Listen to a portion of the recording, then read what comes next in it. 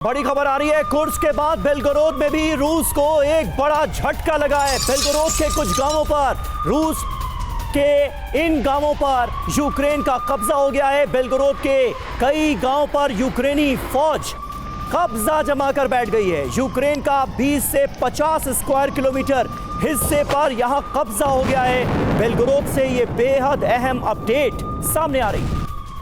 तो देखिए, बेलगोरोद में रूस को भारी झटका लगा है। यूक्रेन ने बेलगोरोद के 2 गांवों पर कब्जा कर लिया है। देमेदिवका एक गांव, जो ग्राफोका ये दूसरा, जिस पर कब्जा किया गया है।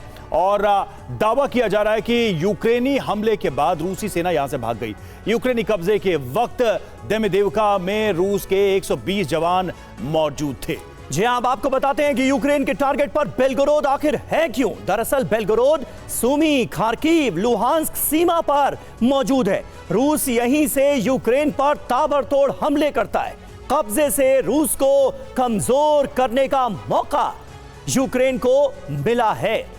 हमारे साथ इस वक्त तमाम खास मेहमान मौजूद हैं। मेजर जनरल संजय सॉय हमारे साथ मौजूद हैं, ब्रिगेडियर शरदेंदु हमारे साथ मौजूद हैं, विदेश मामलों के जानकार मुकेश कौशिक जी हमारे साथ मौजूद हैं। लेकिन सबसे पहले सुमित चौधरी का मैं रुख करूंगा, जो हमारे साथ स्टूडियो में मौजूद हैं।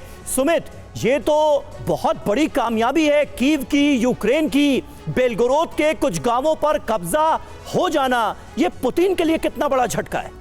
देखिए समीर, आपने सुमी की खबर बताई, आपने बेलग्रेड की खबर बताई। ये दोनों चीजें, ये दोनों लोकेशंस बहुत ज्यादा स्ट्रैटेजिक है। बेलग्रेड सुमी के बेहद करीब है और अभी सुमी पर अगर आप देखें, लगातार अटैक रूस इसलिए भी कर रहा है क्योंकि उसको लगता है कि अगर यहां से आने वाली रसद की लाइनें इन्होंने नहीं काटी तो ना सिर्फ बेलग्रेड बल्कि कुर्स्क के अंदर दोबारा से यूक्रेन की जो फोर्सेज हैं वो रीगेन कर लेंगे। और आपको मैं बताऊं कि 2022 में भी रूस ने पूरी तैयारी की थी कि सुमी के इलाकों में कब से कब अपना कब्जा जमा ले, स्ट्रैटेजिक लोकेशंस को आप कैप्चर कर ले। लेकिन उसके बावजूद लगातार रूस को पीछे हटना पड़ा था, लगातार रूस को इन इलाकों से अपनी बढ़त नहीं बना पाया था। लेकिन अब वो वक्त की जरूरत है, स्ट्रैटेजिक लोकेशन है और खास तौर पे रूस ये समझ चुका है कि अगर डॉनबास को अपने हाथ में क्लियरली रखना है, अगर कुर्स्क से लगातार यूक्रेन की सेनाओं को निकालना है, तो सुमी का आना बहुत ज्यादा जरूरी है। यही वजह है कि पिछले 48 घंटों में रूस ने सुमी के अंदर ज्यादातर स्ट्राइक्स करनी शुरू की है। लगातार इनके कई गांवों को कैप्चर करने की कोशिश की जा रही है रूस की तरफ से, क्योंकि